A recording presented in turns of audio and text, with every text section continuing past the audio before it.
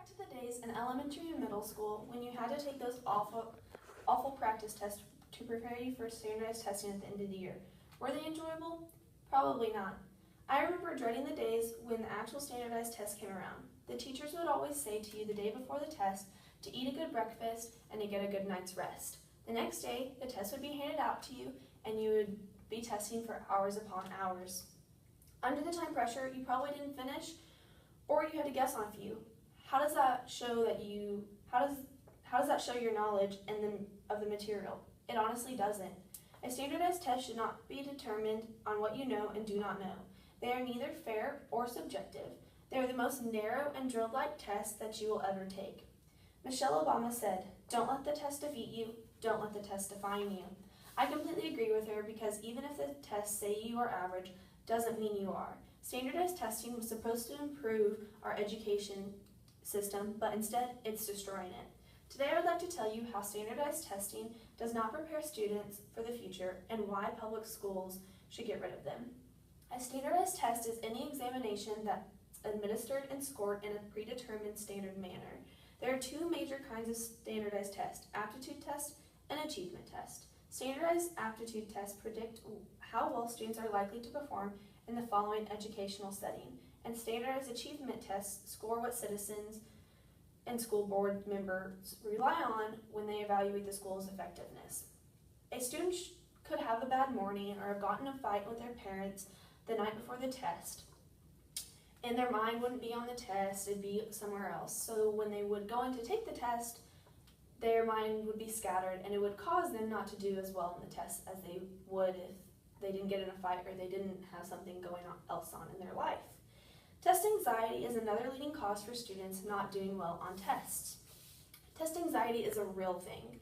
Studies have shown that because of the standardized testing, younger kids are getting test anxiety. It causes stress on young kids, which is not necessary. According to education researcher Gregory J. Sizek, anecdotes abound illustrating how testing produces gripping anxiety in even the brightest students and makes younger children vomit or cry, or even both. Some tests even state what to do with the test in case a child vomits on it. Don't you think that's ridiculous? Children should not be put under that much stress to where they get sick and vomit on their tests. Personally, I get test anxiety. All through school, I got straight A's, but when it came to standardized testing, I always was average. I did average on the test because being on time freaked me out because I didn't know exactly what the material was going to be. I knew the information, but I was really focused on passing the test and just getting the right answers and figuring out what material was crammed into my head. Kids in my class would get above average because the test didn't bother them like they bothered me, but they necessarily didn't do as well in school as I did. You can't get through life with just being a good guesser. Once high school came around, it was ACT time. I'm from Arkansas, so I only had to take the ACT to get into the University of Arkansas. I knew I wanted to go there for a while, so I knew I didn't have to take the SAT. I went in with a good night's sleep and a good breakfast, just like you were always told to do. Finally, 4 hours later and 3 sections later, the test was over.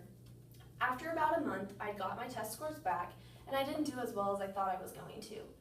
Anyways, I had to continue to take the ACT to get the score I wanted to get accepted into the University of Arkansas. But since I've been at the University of Arkansas, I have kept a 3.5 GPA or above, which obviously shows that standardized testing doesn't prove what the knowledge I know is.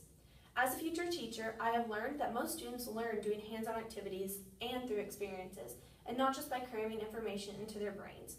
If teachers have to teach to a test, then that eliminates the activities that the teachers can do for the students to learn. With high-stake